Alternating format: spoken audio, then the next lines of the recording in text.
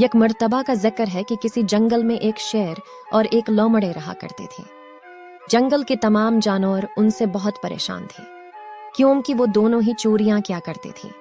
एक दिन दोनों ने एक घर में चोरी करने का फैसला किया, जो कि एक बंदर का घर था। वो दोनों सीधी बावर्ची खाने में पहुंची। वहां उन्होंने लकड़ियों पर रखा हुआ एक पतीला देखा। अंधेरी में शेर को कुछ समझ न आया और वो बौखलाहट का शिकार हो गया। ऐसी में उसी महसूस हुआ जैसे कोई घर में आ गया है। लिहाजा वो तो अपनी जान बचाने को वहां से भाग निकला। जब बंदर अपने घर पर पहुंचा तो उसने बावर्ची खाने में लोमड़ी को इस हालत में पाया। वो समझ गया कि लोमड़ी यहाँ चोरी करने आई थी। वो लोमड़ी को लेकर भालू के पास गया और उसको सब कुछ बता दिया। भालू के दिमाग में एक तरकीब आई। उसने कहा, उसे यहाँ बांधा कर चले जाओ। ये सब कुछ शेर छप छप कर देख रहा था।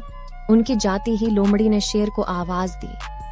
चालाक लोमड़ी को शेर पर बहुत गुस्सा आ रहा था। उसने सोचा यही अच्छा मौका है शेर से बदला लेने का। उसके दिमाग में एक तरकीब आई। उसने सोचा कि क्यों ना हरन वो ले लाए। उसने लोमड़े से कहा, हरन तो मेरे पसंदीदा खुराक है, क्या ऐसा नहीं हो सकता कि तुम वो हरन मुझे दे दो? इस पर लोमड़ी ने शेर से कहा, अगर तुम्हें हरन चाहिए तो फिर मेरे जगह आकर बैठ जाओ, वो दोनों हरन लेकर आने हैं वाले हैं। शेर लोमड़ी की बातों में आ गया। उसने लोमड़ी की रस्सियां खोल दें और बोला, तुम यहाँ से भाग जाओ, मैं यहाँ बैठ जाता हूँ। शेर को लालच देकर चालाक लोमड़ी वहां से अपनी जान बचाकर भाग निकले। जब बंदर और भालू वापस आ गई तो उन्होंने शेर को लोमड़ी समझकर उस पर खूब गर्म पानी डाला और यूं जंगल के बादशाह को लालच में आकर लोमड़ी की चालाकी की सजा भुगतनी पड़ी और वो बर्री तरह चलाने लगा।